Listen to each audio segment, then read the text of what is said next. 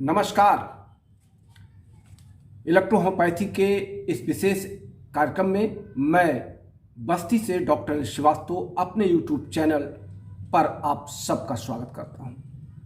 आज समय है रविवार का और आपके सवाल और जवाब मेरे देने के लिए मैं आपके बीच हाजिर हूं। मेरे प्यारे दोस्तों, इलेक्ट्रोहोम्योपैथी के चाहने वाले, अपनाने वाले, जानने वाले और समझने वाले, आप सबके अच्छे सवालों का स्वागत है। मैं इंतजार करता हूं कि आप अच्छे अच्छे सवाल हमसे इलेक्ट्रोहोम्योपैथी के संदर्भ में करें। आज के सवाल शुरू करने से पहले एक बार फिर मैं आपसे अनुरोध करना चाहूँगा कि हमारे जिन श्रोताओं ने या जिन दर्शकों ने अभी तक हमारे इस चैनल को सब्सक्राइब नहीं किया है तो कृपया सब्सक्राइब करें, लाइक करें और बेल दबा दें, जिससे हम लगातार आपके बीच में इलेक्ट्रोहोम्योपैथी की नई नई जानकारियों को या अपने अनुभव को आप तक शेयर करते रहें। तो आइए शुरू करते हैं आज के सवालों की ये श्रृंखला। हमारे पास सबसे पहला सवाल है चंद्रशेखर शुक्ला जी का। इन्होंने पूछा है पाइल्स और फिशर में दोनों में किस तरह की दवाओं का चयन करना चाहिए, दोनों में स्थायी रूप से अंतर के साथ स्पष्ट करें। चंद्रशेखर शुक्ला जी, मैंने पाइल्स पर और फिशर पर बहुत लंबा क्लास लिया है। हमें लगता है कि आप लोग उन सवालों को ना किया करें जिन सवालों के क्लास मैं ले चुका हूं। थोड़ा सा सर्च कर लिया करें, देख लिया करें, उससे हमारी भी बचत होती है समय की और आपका भी समय बच जाता है सुनने के लिए दोबारा। हालांकि मैं आपको इतना ही बता दूं कि पाइल्स एक कॉन्स्टिपेशन की अवस्था दोनों की है, पाइल्स और फिशर की। फिशर में मस्से अंदर की ओर होते हैं, वो बाहर की ओर फैल करके प्रेशर पड़ने पे फट जाते हैं और बाहर की ओर बाद में दिखाई पड़ते हैं। और पाइल्स में हमारे एनस के बाहर की ओर छोटे छोटे मस्से ब्लड भरे हुए थैले के रूप में लटके रहते हैं और कुछ वो अंदर की ओर होते हैं, बाहर की ओर होते हैं। लेकिन दोनों की दवाइयाँ इलेक्ट्रोहोम्योपैथी के दृष्टिकोण से एक ही होती हैं, जो मैं आपसे पहले भी कह चुका हूँ। आप उन दवाओं का उपयोग कर सकते हैं, उसको प्रैक्टिस ऑफ मेडिसिन के रूप में आप एक बार मेरी पुस्तक आने पे उसका आप क्लैरिफिकेशन भी कर सकते हैं। मिस्टर अखिलेश सिंह यादव कहते हैं कि और मिस्टर विनोद कुमार, इन दोनों का सवाल है कि इलेक्ट्रोहोम्योपैथी को मान्यता कब तक मिलेगी। ये सवाल कभी कभी उभर कर सामने आ जाता है और जैसा कि मैं बार बार कहता हूं कि ये राजकीय या शासकीय प्रक्रिया है। शासन, प्रशासन या प्रदेश सरकार या केंद्र सरकार अपने अलग अलग नियमों के तहत, अलग अलग मापदंडों के तहत इस पर निर्णय लेती है। हमें भी इंतजार है इसकी मान्यता का और जैसे ही कोई नई सूचना मिलेगी हम आप तक जरूर पहुंचाएंगे। मिस्टर राजेश कुमार कहते हैं डाइल्यूशन कैसे बनाते हैं। राजेश कुमार जी, हम तो डाइल्यूशन केवल D3 तक की बात करते हैं अपने सभी लेक्चर्स में और सभी रोगियों को D3 से ही दवा देने की बात करते हैं। हमने जो अब तक का डाइल्यूशन का तरीका अपने निजी अनुभव में 37 साल में बनाया है कि हम जब मूल अर्क निकाल लेते हैं कोहेवेशन प्रोसेस से, तो उसमें से 1 ड्रॉप दवा और 9 ड्रॉप RS डाल करके या डिस्टिल वाटर डाल के हम उसको D1 में कन्वर्ट करते हैं। फिर उसमें से 1 ड्रॉप दवा निकाल करके 9 ड्रॉप RS या डिस्टिल वाटर निकाल के D2 में कन्वर्ट करते हैं और फिर उसमें से हम 1 ड्रॉप दवा निकाल के 9 ड्रॉप RS या डिस्टिल वाटर मिला के D3 का प्रयोग करते हैं। और D3 से फिर हम 5 ml दवा ले लेते हैं, 5 ml, और 5 ml को हम 445 ml डिस्टिल वाटर में या RS में कन्वर्ट करके हम रोगी को देने के लिए उसको सब एकदम अच्छी तरीके से तैयार कर लेते हैं। और यही तरीका हमारे अपने देने का है और यही तरीका हमारे देश के हजारों चिकित्सक अब अपना रहे हैं। मैं एक बार फिर रिपीट कर दूं कि D3 के 5 ml को 445 ml में मिलाते हैं तो 190 का रेशियो आता है, यानी हम उसको 190 के रेशियो में कन्वर्ट कर देते हैं, जिससे हमारे बॉडी की जो ब्लड और लिम्फ की जो फ्रीक्वेंसी है इलेक्ट्रॉन की गति करने की, उससे मैच करता है। हमारी विस्कोसिटी मैच कर जाती है, हमारी सांद्रता मैच कर जाती है, इसलिए दवाएं शीघ्र काम करती हैं और अपना यथास्थान टारगेट सेल तक अपना रिजल्ट देती हैं। मिस्टर जगदीश चौहान जी कहते हैं एलर्जिक अस्थमा पर वीडियो बनाइए। जगदीश चौहान जी, मैंने एलर्जी पर एक दिन पूरे धूल, डस्ट, धुआं और उससे होने वाले रोग पर एक बड़ी लंबी चर्चा की है। मेरा अनुरोध है कि आप कृपया सर्च कर लें, थोड़ा सा समय निकाल के सर्च करें मेरे इस वीडियो को। विनोद कुमार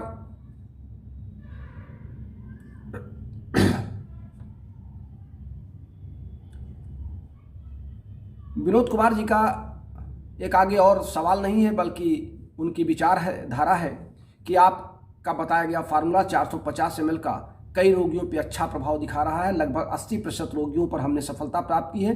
तो विनोद कुमार जी, इसके लिए आपको बधाई और अपने उन तमाम साथियों के लिए बधाई जो हमारे फार्मूले पर अपने रोगियों की सेवा कर रहे हैं। इसी बीच हमारे सुरेंद्र सिंह गुर्जर जी हैं जो हरियाणा से हैं। इन्होंने लिखा है कि आपके फार्मूलों से मैं अनेक रोगियों को ठीक कर रहा हूं, लेकिन डायबिटीज़ में इनको सफलता नहीं मिली है।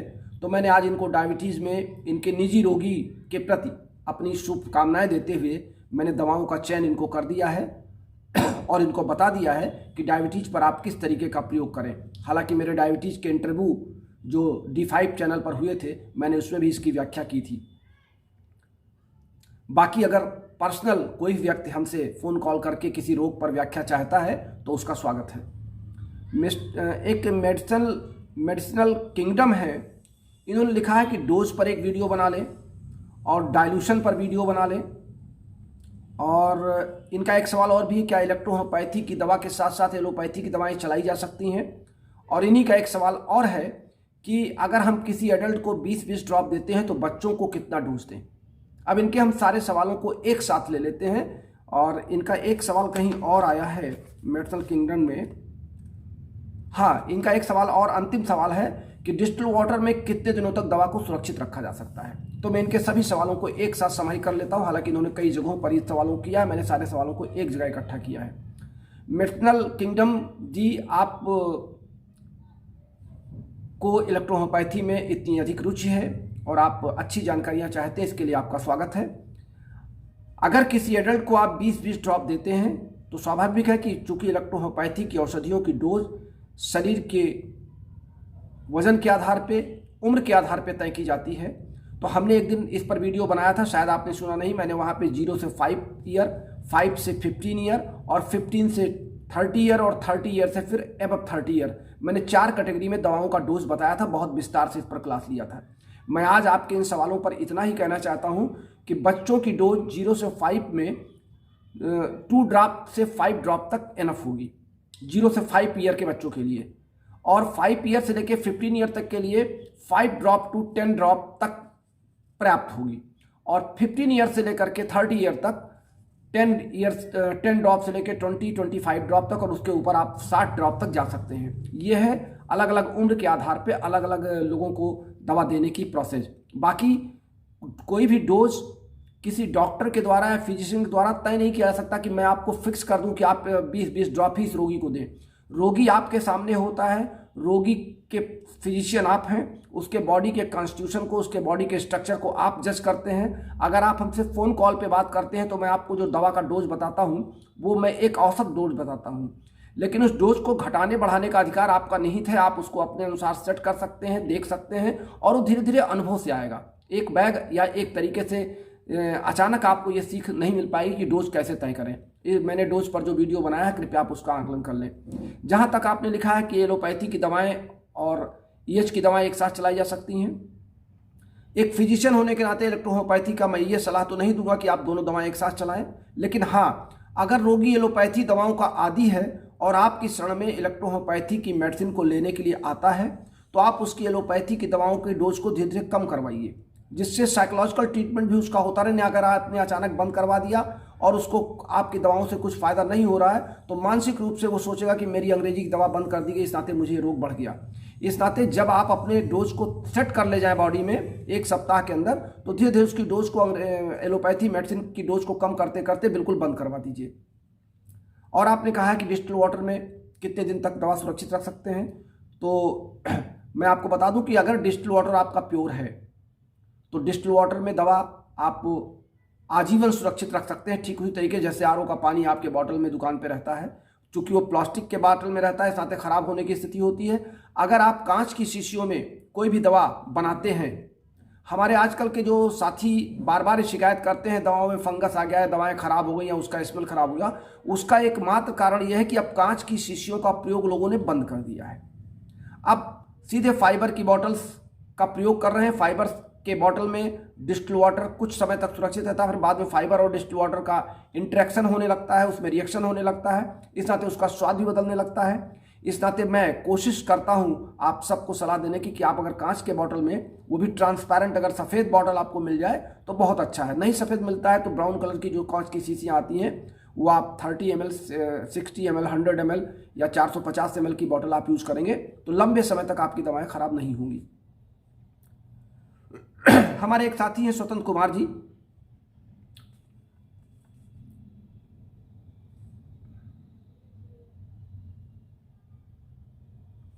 इन्होंने लिखा है कि किस रोग पर आप जो दवा आप किसी रोग पर जो आप दवा का फार्मूला सेट करते हैं या बताते हैं, उसमें यह भी व्याख्या क्या करें कि आपने इन दवाओं का चयन क्यों किया। दरअसल स्वतंत्र कुमार जी, सवाल यह है कि मैं चूंकि पहले से ही लगातार 500 क्लास ले चुका हूं और बीच के जब मैंने शुरुआती दौर में इन क्लास को आरंभ किया था तो मैंने वहां बताया था कि कैसे किन अंगों पर किन दवाओं का कौन सा उपयोग है, और हमारी इलेक्ट्रोहोम्योपैथी की 38 दवाएं 38 के किस पार्ट पर, बॉडी के किस सिस्टम पर, किस पार्ट पर डिवाइड होती हैं। मेरे क्लास का सीरियल कभी टूटा नहीं है। तो जैसे होता ना कि ये एक पीटीओ करके कोई व्यक्ति कोई कहानी लिख रहा है और उसने लिख दिया क्रमशः, तो आगे अगर किसी व्यक्ति ने केवल वही कहानी पढ़ी तो उसको लगता है इसके पहले कौन सी कहानी थी या इसके बाद अभी आगे और कहानी चाहिए। तो मेरा जो क्रमशः चल रहा है, एक सीक्वेंस से दूसरा सीक्वेंस जुड़ा हुआ, वहाँ मैंने D3 की मेडिसिन को 38 अंगों की ऑर्गन को डिवाइडेशन बताया था, एक चार्ट भी बताया था, और कैसे किन दवाओं का सिलेक्शन करना मैंने ये भी बहुत अच्छी तरह से व्याख्या किया था। इसलिए जब मैं यहाँ पर कोई दवा बताता हूँ तो वो मान के चलिए कि मैं उसी फार्मूले पे उसी ऑर्गन को ध्यान देता हूँ। जैसे मान लीजिए कि मैंने डायबिटीज़ पर आपको उठाया, तो डायबिटीज़ पर हमारा ये मानना है कि किडनी जो रक्त को छानती है और लीवर जो ग्लूकोज का नियंत्रण करता है, इन दोनों अंगों की प्रधान दवा हमको देनी चाहिए। और मस्तिष्क का सीवन यानी जो हमारा हार्मोन निकालता है, डेवलप करता है, विभिन्न अंगों पर नियंत्रण रखता है, हमको उसकी भी दवा चयन करनी चाहिए। इस तरीके से हर रोग में, या जैसे फीवर है तो फीवर में हमको जो थर्मोस्टेट है, जो बॉडी का टेम्परेचर रेगुलेट करता है, उसकी उस अंग की दवा उठानी चाहिए। अब हर जगह अगर हम इतनी लंबी व्याख्या करेंगे, हम रोग बताएंगे, फिर हम उसमें 10 दवाओं का चयन या 3 फार्मूलों का चयन करेंगे और फिर कहेंगे इनको हमने इन कारणों से दिया, तो जरा मेरा क्लास लंबा हो जाएगा। और हमारे तमाम साथी कहते हैं कि आपका क्लास संक्षिप्त रहे लेकिन सारगर्भित रहे। इस नाते कृपया पीछे के डिवाइडेशन चार्ट को भी आप लोग कृपया ध्यान से देखें और हमारे मेडिसिन चार्ट को भी देखें। हालांकि मैं प्रैक्टिस ऑफ मेडिसिन में फिर एक अच्छा चार्ट बना रहा हूं जिससे आपको समझने में आसानी होगी। मिस्टर महेंद्र यादव जी कहते हैं कि आप डायडम बुक की नकल करते हैं। मिस्टर महेंद्र कुमार जी, मैं आपको बता दूं, मैं इलेक्ट्रोहोम्योपैथी में 1983 से आया हूं और लगभग 1983 से लेकर आज तक लगभग मैंने 200 से अधिक इलेक्ट्रोहोम्योपैथी के विभिन्न विद्वानों की किताबों का अध्ययन किया है। लेकिन मेरे इस दिमागी कंप्यूटर में किसी भी राइटर की कोई भी बुक डॉक्टर रमाशंकर जी के फार्मूले के आधार पर फिट नहीं बैठती है। इस नाते मैं किसी भी लेखक की किसी भी कहानी को न तो अपनाता हूं, ना मैं उसको बोलना चाहता हूं, ना मैं उसकी भाषा का प्रयोग करता हूं। आप ये गलतफहमी निकाल दें कि मैं डायडम बुक की नकल करता हूं। मैं किसी भी बुक की नकल नहीं करता। मैं जो भी बोलता हूं वो मेरा अपना अनुभव है, डॉक्टर रमाशंकर जी की प्रेरणा है और हमारे उनके बीच के वाद संवाद हैं जो आज से 30-35 साल 36 साल पहले चले थे। और उन्हीं फार्मूलों पर, उन्हीं वाद विवाद पर, उन्हीं शोध पर ये हमारे अंदर से निकल करके दवाएं आती हैं। मैं किसी भी बुक की कोई ना तो आलोचना करता हूं, ना मैं उसकी कोई कमियां निकालता हूं। सभी लेखक अपने अपने हिसाब से लिखते हैं, लेकिन मैं जो बोलता हूं या जो मैं लिख रहा हूं या जो मैंने लिखा है अपनी किताब में, वो मेरी अपनी खुद की सोच है, मेरा खुद का अनुभव है। जिसको पसंद आए उसको स्वागत है, जिसको ना पसंद आए उसके लिए कोई बात नहीं। बस इतना क्लियर कर दूं कि मैं किसी भी लेखक की कोई भी दवा या कोई भी डोज आप तक नहीं पहुंचाता, ये बिल्कुल आप एश्योर रहें। मैं किसी की नकल नहीं करता। माँ सरस्वती की कृपा मेरे ऊपर बनी हुई है। मैं माँ सरस्वती की कृपा से अपने अंदर के भावनाओं को, अपने अंदर के अनुभवों को, जो मैंने 37 वर्षों में प्राप्त किया है करके, मैं उसका प्रयोग करता हूँ। मिस्टर त्रिवेदी प्रदीप जी का है कि आप कहते हैं कि हम रोगी को देख करके दवा सेट करते हैं या रोगी की शिकायत के आधार पर दवा सेट करते हैं, और पूरे भारत में बड़े बड़े शहरों में ये दवाइयाँ उपलब्ध नहीं हैं। अगर आप रोगी को दवा बताएं तो रोगी दवा ले कैसे? आपका सवाल बिल्कुल सही है त्रिवेदी जी, लेकिन मेरा भी कहना सही है। दरअसल जब हमारा कोई डॉक्टर ये कहता है कि आप 20 पन्ने की रिपोर्ट भेज देते हैं, या कोई भी डॉक्टर अपने रोगी की हमको रिपोर्ट भेजता है। अभी मेरे पास एक आजमगढ़ से, अभी इस कार्यक्रम में आने के पहले आजमगढ़ से एक डायलिसिस पर हमारा एक पेशेंट चल रहा है, और मैं उसको डायलिसिस से हटाने का पूरा प्रयास कर रहा हूँ। उसको बहुत अच्छा लाभ भी हो रहा है। आजमगढ़ से चल के वो रोगी मेरे हरैया निवास पर आकर के अपनी दवा ले जाता है। उसके गार्जियन अब आकर के दवा ले जाते हैं 15-15 दिन की। वो कई तरह की रिपोर्ट लेके आए। मैंने उन सारे रिपोर्टों को पढ़ा, देखा। फिर मैंने कहा अब आप बताइए, अपने मुख से बयां करिए कि आपको क्या क्या दिक्कतें आपके शरीर में होती हैं, आपको क्या महसूस होता है। और जब रोगी बयां करता है तो हमको ये लगता है कि रिपोर्ट में तो इस आर्गन के बारे में इतना ही बताया गया, लेकिन रोगी की शिकायत में ये भी अंग हमको समझ में आ रहा है। तो हमारी एक अपनी एनालिसिस है। हम रोगी से बात करके, रोगी से चर्चा करके, हम उसके विभिन्न अंगों और विभिन्न सिस्टम का एनालिसिस कर लेते हैं, और फिर हमारी कलम चल जाती है दवा सेट करने के लिए। जैसे अभी सुरेंद्र गुर्जर जी ने अपनी पत्नी के लिए डायबिटीज़ के कुछ लक्षण हमको भेजे, तो मैंने अपने आधार पे, अपने अनुभव के आधार पे उनको दवा बदल दिया। एक बात और ध्यान रखें, मान लीजिए कि किसी एक रोगी को हमने डायबिटीज़ की कोई दवा बताई, या मेरी बुक डायबिटीज़ की कोई दवा बताता है, और आपने वो दवा किसी रोगी को दिया और फ़ायदा नहीं किया, तो आपने कहा आपका फार्मूला काम ही नहीं किया। दरअसल इसीलिए मैं कहता हूँ कि हर रोगी की अलग अलग कंप्लेंट हो सकती है। डायबिटीज़ के 10 रोगियों पर एक ही दवा काम नहीं करेगी, या खांसी के 10 रोगियों पर एक ही फार्मूला काम नहीं करेगा। हर व्यक्ति के बॉडी के कॉन्स्टिट्यूशन, रोगी के अंदर से निकलने वाली शिकायत से संबंधित अंग, और फिर उसका डोज अलग अलग तय करना, ये डॉक्टर की या फिजिशियन की अपनी निजी विशेषता होती है। इसीलिए किसी रटे रटाए फार्मूले पर कोई बुक ये दावा नहीं कर सकती कि मेरे इस फार्मूले को आप अपनाएं, आपका रोगी ठीक होगा। मैं तो अपनी प्रैक्टिस ऑफ मेडिसिन में लिख के फर्स्ट पेज पर मैंने लिखा है कि ये मेरे केवल एक सहायतार्थ फार्मूले हैं, लेकिन असली डोज और असली दवा आप स्वयं तय करेंगे, ये केवल आपके सहायता के लिए हैं। इसलिए हम ये दावा नहीं कर सकते कि हमारे फार्मूले बिल्कुल सटीक हैं। सटीक तब होंगे जब 10 चिकित्सक उन दवाओं को अपने रोगियों पर उसका प्रयोग करेंगे, उसका इस्तेमाल करेंगे, और फिर उसके परिणाम मिलेंगे। चूंकि बाजारों में अभी वास्तव में इसके मेडिकल स्टोर इसलिए उपलब्ध नहीं है क्योंकि अभी ये सरकारी मान्यता के लिए तरस रही है चिकित्सा पद्धति। मान्यता मिलते ही इसके मेडिकल स्टोर खोलने के लाइसेंस ओपन हो जाएंगे, मार्केट में लोग खोलेंगे। अभी चूंकि प्रैक्टिशनर्स को ही रिसर्च, एजुकेशन और प्रैक्टिस की अनुमति सरकार ने दे रखी है, तो उसी हिसाब से हमारे प्रैक्टिशनर्स अपने क्लिनिक पर भी इन दवाओं का समायोजन करते हैं और वहीं से अपने रोगियों को देते हैं। तो मैं ये कोशिश करता हूं कि जब कोई पेशेंट हमको कॉल करता है तो मैं उसके निकटवर्ती शहर के इलेक्ट्रोहोम्योपैथिक डॉक्टर को रेफर कर देता हूं और कहता हूं कि आप वहां से दवाइयां ले लीजिए। मिस्टर विकास त्यागी जी कहते हैं कि C7 का उपयोग क्या किडनी स्टोन में कर सकते हैं? देखिए विकास त्यागी जी, C7 में C5 और A2 मिला हुआ है।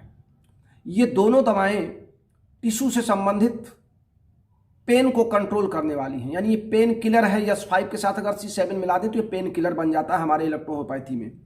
अब अगर किडनी के किसी सिस्टम में उसको दर्द भी महसूस हो रहा है, C4 के साथ C5 और A2 आप दे सकते हैं, लेकिन ये हर किडनी स्टोन का प्रॉपर मेडिसिन नहीं होगी जब तक अन्य औषधियों को आप नहीं मिलाएंगे। न्यूरोथेरेपी इंडिया ने बड़ा उलझा हुआ सवाल हमसे कर दिया। हालांकि ये सवाल उन्हें हमसे नहीं करना चाहिए था, लेकिन फिर भी मैं उनके सवाल को पढ़ देता हूं। उन्होंने कहा है कि हर दवा का, हर फार्मूले का एक टेस्ट होना चाहिए, लैब में उसके फार्मूले की सेटिंग होनी चाहिए, उसकी टेस्टिंग होनी चाहिए, और सरकार यही चाहती है कि आपकी दवाओं की टेस्टिंग हो, आपके फार्मूले को ओपन किया जाए, जिससे अन्य रोगियों पर उसका प्रयोग किया जाए, अन्य चिकित्सक उसका प्रयोग करें। इस नाते इन्होंने एक नाम लिखा कि ग्रेगिनाल्ड फोर्ड के फार्मूले को लैब में टेस्ट करना चाहिए और उनको अपने फार्मूले को बताना चाहिए। तो मैं न्यूरोथेरेपी इंडिया से सिर्फ इतना ही कह सकता हूँ कि मैं उनके किसी निजी प्रोडक्ट के बारे में अपनी कोई राय नहीं दे सकता। आप ये सवाल सीधे अगर आप ग्रेगिनाल्ड फोर्ड बनाने वाले से करेंगे तो शायद आपको इसका उचित उत्तर मिल जाए। मिस्टर विकास त्यागी जी कहते हैं क्या बी और जी को एक साथ दे सकते हैं? बिल्कुल दे सकते हैं। बी और जी को, अगर कोई फोड़ा हुआ है, दर्द हो रहा है, लालिमा है और पस बनने की स्थिति, आप बी जी देंगे। कहीं घाव कट फट गया है, बी जी आप दोनों का प्रयोग आपको करना पड़ेगा, क्योंकि बी जो है ये ब्लड सर्कुलेशन को प्रॉपर करती है और जी वहाँ पर ब्लड रुके हुए ब्लड को पस बनने से रोकती है। इस नाते बी और जी दोनों देने से घाव जल्दी अच्छा होता है, चाहे वो आंतरिक हो चाहे बाह्य हो। मिस्टर अकीब जफर कहते हैं किस रोगी को कौन सी दवा दी जाए, इस पर एक चार्ट बनाएं। किस रोग में कौन सी दवा दी जाए, इस पर चार्ट बनाएं। अकीब जफर जी, ये तो पूरी प्रैक्टिस ऑफ मेडिसिन आपने हमसे पूछ लिया कि हम किस रोग पर कितनी दवा दें और कौन सी दवा दें। यही तो प्रैक्टिस ऑफ मेडिसिन में लिख रहा हूँ। आप इंतजार करें, 15 मार्च के बाद हमारी पुस्तक मार्केट में आने वाली है, तो आप जल्दी ही अपने इस सवाल का जवाब पा जाएंगे।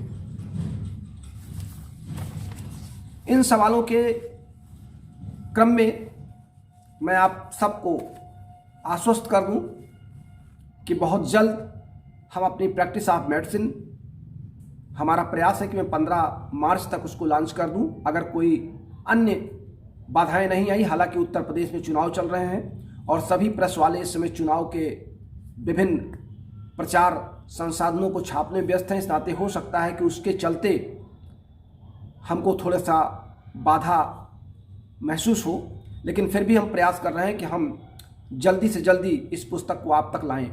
हालांकि मैं आपको बता दूं कि मैं बिल्कुल पुस्तक की समाप्ति की ओर हूं, बस कुछ पेज और रह गए हैं। मैं उनको समाप्त करने के बाद कुछ स्पेशल चार्ट उसमें लगाऊंगा और फिर इसको तत्काल प्रेस को हैंड ओवर कर दूंगा। इसलिए आप निश्चिंत रहें कि 1 वर्ष के अंतराल में मैं आपको दूसरी पुस्तक देने की तैयारी में हूँ। न तो मैं बेईमान हूँ, न मैंने आपका पैसा कहीं इधर उधर फेंका है। जिन सज्जनों ने एडवांस बुकिंग की है उन सब के पैसे इसी पुस्तक के प्रयोगार्थ लगाए जा रहे हैं और पुस्तक तैयार होते ही जो शेष धनराशि है वो आपसे मांगी जाएगी, आपसे कोड पूछा जाएगा, आपका एड्रेस एक बार फिर से कंफर्म किया जाएगा और फिर बुक यहाँ से पोस्ट की जाएगी।